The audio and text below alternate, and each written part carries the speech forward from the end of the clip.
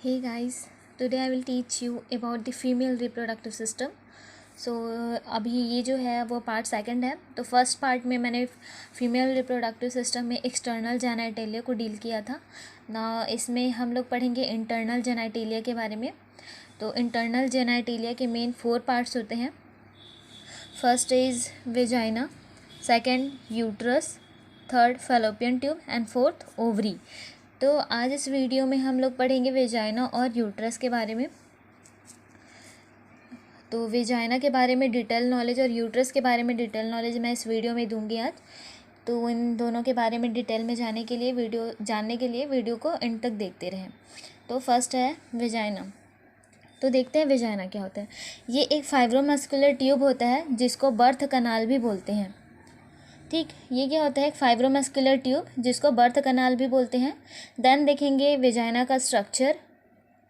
तो इसमें इसका जो एंटीरियर वॉल होता है वेजाइना का वो 3 इंच का होता है। सेंटीमीटर में देखेंगे तो ये 7.5 सेंटीमीटर का होता है।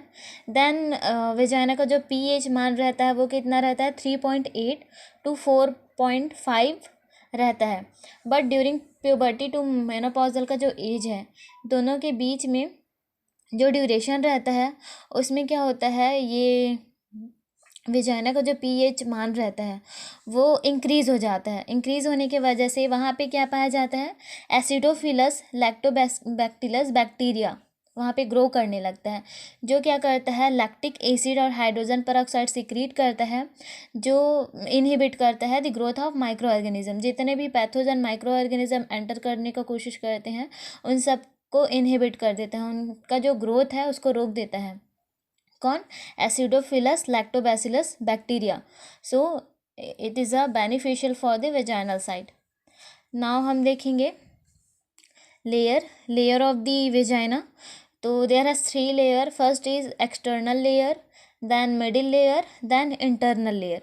तो इसमें देखेंगे जो एक्सटर्नल लेयर होता है वेजाइना का वो एरियोलर टिश्यू का बना होता है। देन मिडिल लेयर जो रहता है वो स्मूथ मसल्स का बना होता है। एंड जो इंटरनल लेयर होता है वेजाइना का वो स्ट्रेटिफाइड स्क्वैमस एपिथेलियल सेल का बना होता है। नाउ हम देखेंगे ब्लड सप्लाई। तो ब्लड सप्लाई कैसे होता है वेजाइनल वॉल पे वो देखेंगे। तो जो इंटरनल इलियक आर्टरी पाया जाता है वेजाइनल साइड पे, जो 2 पार्ट्स में डिवाइड है, यूटेराइन आर्टरी और वेजाइनल आर्टरी। तो यूटेराइन आर्टरी और वेजाइनल आर्टरी मिल के क्या करते हैं, प्लेक्सिस का फॉर्मेशन करते हैं। और जो प्लेक्सिस होता है वो क्या करता है, वेजाइनल साइड पे ब्लड सप्लाई करता है। रिव्यू कर रही हूँ, ब्लड सप्लाई कैसे होता है। ब्लड सप्लाई देखेंगे वेजाइनल साइड पे। तो जो इंटरनल इलियक आर्टरी रहता है वो क्या, उसका 2 ब्रांच है। First is uterine artery, second है वेजाइनल आर्टरी। तो ये दोनों क्या करते हैं, प्लेक्सिस का फॉर्मेशन करते हैं और जो प्लेक्सिस होता है उसके थ्रू वेजाइनल साइड पे ब्लड का सप्लाई होता है। देन हम देखेंगे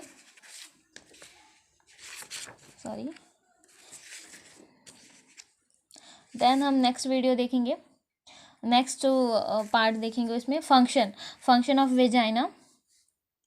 तो इसका क्या क्या फंक्शन है वेजाइना का। फर्स्ट है मेंस्ट्रुअल ब्लड में, इट मीन्स वेजाइना क्या करता है, एक वे प्रोवाइड करता है जिसके थ्रू जो मेंस्ट्रुअल ब्लड है वो एक्सपेल आउट होता है through the vagina. Then second है sperm way, it means during coitus वो क्या करता है, स्पर्म को एक वे प्रोवाइड करता है एग को फर्टिलाइज करने के लिए। देन है बेबी बर्थ। वेजाइना के थ्रू क्या होता है, बेबी का बर्थ होता है जिसको वेजाइनल डिलीवरी बोलते हैं। नॉर्मल लेबर के थ्रू जो बेबी का बर्थ होता है वो वेजाइनल साइड से होता है। तो वेजाइना का 3 फंक्शन है। फर्स्ट है मेंस्ट्रुअल ब्लड के लिए एक वे प्रोवाइड करता है एक्सपेल आउट होने के लिए वेजाइना के थ्रू। देन स्पर्म को वे प्रोवाइड करता है फर्टिलाइजेशन के लिए। देन बेबी बर्थ में वर्क करता है। देन हम देखेंगे यूट्रस। अब यूट्रस के बारे में पढ़ेंगे। तो यूट्रस को हिंदी में गर्भाशय बोला जाता है। और यूट्रस क्या होता है, एक हॉलोमस्कुलर पियर शेप्ड ऑर्गन होता है। पियर शेप्ड इट मीन्स ये जो नाशपाती के जो फ्रूट आता है नाशपाती उसका जो शेप होता है वैसे ही यूट्रस का जो साइज है वो रहता है लाइक दिस। ये है पियर शेप्ड, तो यूट्रस जो है इस शेप का रहता है। देन हम देखेंगे वेट। सबसे पहले देखेंगे वेट। तो यूट्रस का जो वेट है नॉन प्रेग्नेंट वुमेन में वो 50 to 60 ग्राम का रहता है। देन उसका जो लेंथ है वो 3 इंच रहता है। सेंटीमीटर में देखेंगे तो 7.5 सेंटीमीटर का रहता है। और उसका जो वाइड है वो 2 इंच का रहता है। सेंटीमीटर में देखेंगे तो 3 सेंटीमीटर का रहता है। देन उसका जो थिकनेस है वो 1 इंच का रहता है। और सेंटीमीटर में देखेंगे तो 2.5 सेंटीमीटर, राइट। सो इसमें एक ट्रिक है इसको याद रखने का। मोस्टली मैं खुद एक स्टूडेंट हूँ तो मैं समझ सकती हूँ। ये जो इंचेस में जितने भी दिए रहते हैं वो हम लोग को याद नहीं रहता है। सो इसको याद रखने का एक ट्रिक है कि इसमें थिकनेस को बताया जा रहा है 1 इंच। सो T1 काउंट करेंगे। देन इसका जो वाइड है वो कितना है 2 इंच, तो क्या हो गया W2। देन इसका जो लेंथ वो कितना है 3 इंच, तो L3। तो ये क्या बन गया T1W2 L3। बस इसको याद रखना है T1W2 L3। सो T से क्या हो गया थिकनेस कितना 1 इंच। देन W से क्या होगा वाइड कितना 2 इंच। देन L से क्या हुआ लेंथ इट मीन्स लेंथ कितना है 3, सो 3 इंच। बस वेट को याद रखना है। वेट कितना है यूट्रस का नॉन प्रेग्नेंट वुमेन में 50 to 60 ग्राम। देन हम देखेंगे सिचुएटेड। अब देखेंगे यूट्रस कहाँ सिचुएटेड होता है, गर्भाशय कहाँ रहता है। तो ये जो है पेल्विक कैविटी में रहता है। पेल्विक कैविटी में और एंटीरियर साइड ब्लैडर प्रेजेंट रहता है यूट्रस के, और पोस्टीरियर साइड पे रेक्टम प्रेजेंट रहता है, और बीच में एंटीरियर में ब्लैडर, पोस्टीरियर में रेक्टम, देन मिड में क्या रहता है यूट्रस। अब देखेंगे हम पार्ट ऑफ द यूट्रस, कौन कौन से पार्ट है यूट्रस के। तो there has 3 main part. First is fundus, second है body, then third is cervix. ठीक, तो जो अपर पार्ट होता है उसको बोलते हैं फंडस, मिडिल वाला जो है वो बॉडी, देन नीचे वाला जो है वो सर्विक्स।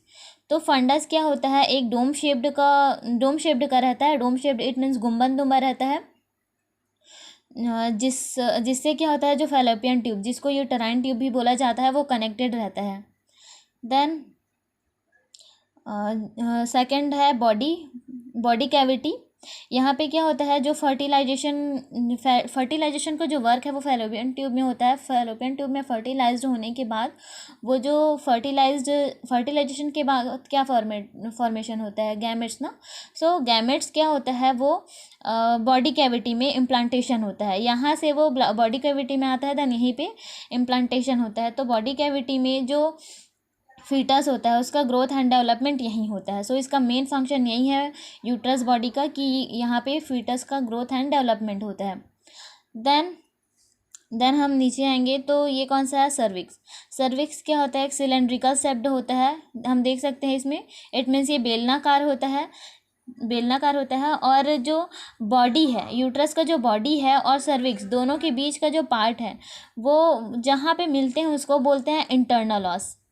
याद रखेंगे जो बॉडी का सर्विक्स बॉडी का जो एंडिंग पार्ट है और यूट्रस बॉडी का जो एंडिंग पार्ट है और सर्विक्स का जो स्टार्टिंग पॉइंट है उसको बोलते हैं इंटरनल ऑस। देन ये सिलेंड्रिकल शेप्ड का जो है उसको बोलते हैं सर्विक्स, और सर्विक्स का अदर नाम जो है neck of the uterus. Cervix को ही नेक ऑफ द यूट्रस बोला जाता है। देन है जो सर्विक्स का जो एंडिंग पार्ट है वहाँ से क्या होता है वेजाइनल ओपनिंग होता है। तो ये जो एंडिंग पार्ट होता है जहाँ से वेजाइनल ओपनिंग कनेक्टेड रहता है इसको बोलते हैं एक्सटर्नल ऑस। क्लियर, रिव्यू करते हैं। अपर वाला पार्ट क्या हुआ फंडस जो एक डोम शेप्ड का रहता है जो कि फैलोपियन ट्यूब जिससे कनेक्टेड रहता है।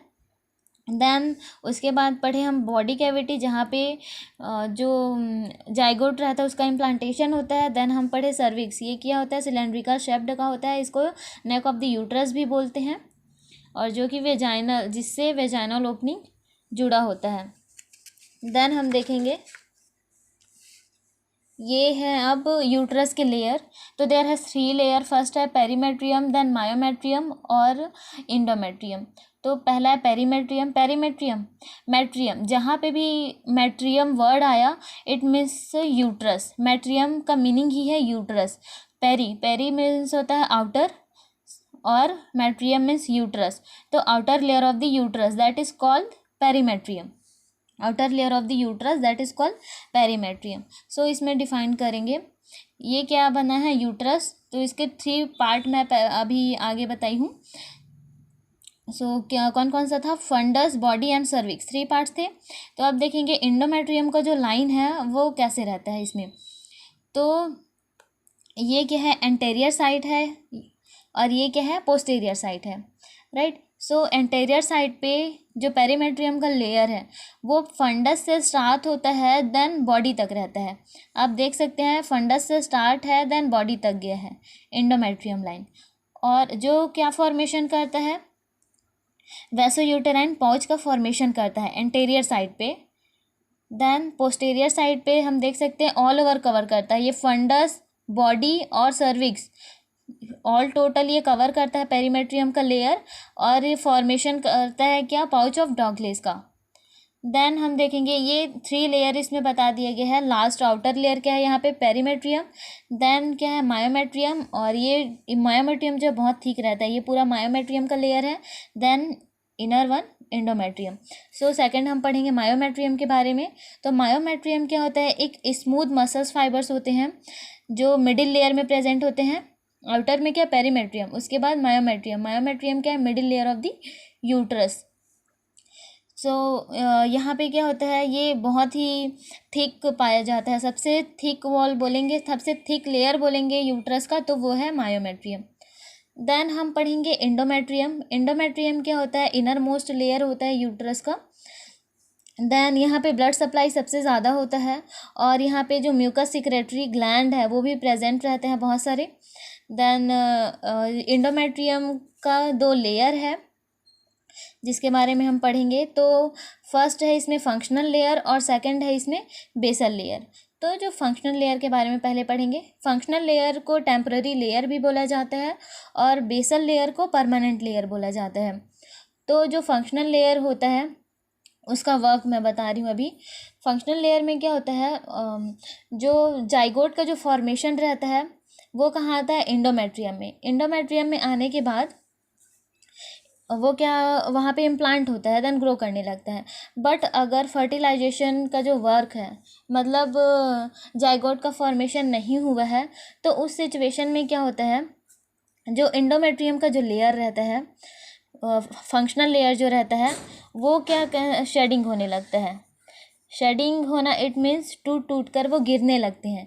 जो एक मेंस्ट्रुअल ब्लड के रूप में जो वेजाइनल से एक्सपेल आउट होता है वो यही है। इट मीन्स जहाँ पे फर्टिल इम्प्लांटेशन जाइगोट का फॉर्मेशन नहीं हो पाता है, तो जो फंक्शनल लेयर है इंडोमेट्रियम का, वह उस लेयर में, उस स्किन का लेयर जो रहता है उसमें शेडिंग होने लगता है, जो मेंस्ट्रुअल ब्लड के रूप में वेजाइना के थ्रू बाहर निकलते हैं। देन ये 4 to 5 डेज़ के लिए होता है। उसके बाद ये इसका जो फंक्शनल लेयर का फॉर्मेशन फिर से होने लगता है। ये टूट टूट कर गिरते हैं, इसलिए ही इसका नाम टेम्पररी लेयर भी रखा है। देन बेसल लेयर के बारे में पढ़ेंगे। तो बेसल लेयर जो रहता है इंडोमेट्रियम का, उसको परमानेंट लेयर भी बोला जाता है। परमानेंट इसलिए क्योंकि ये जैसे फंक्शनल लेयर क्या हो रहा है, टूट टूट के गिर रहा है, बट बेसल लेयर जो रहता है इंडोमेट्रियम का वो टूट टूट कर नहीं गिरता है। बेसल लेयर इनफैक्ट जो फंक्शनल लेयर है उसका फॉर्मेशन करने में हेल्प करता है। 4 to 5 डेज़ के बाद फिर से इसका फॉर्मेशन होता है, तो उसका फॉर्मेशन कौन करता है, basal layer of the endometrium. I hope आप लोग को ये समझ आया होगा। सो अगर आप लोग को ये वीडियो अच्छा लगा तो प्लीज़ लाइक करें, कमेंट करें, शेयर करें और सब्सक्राइब करें। And thank you for watching this video.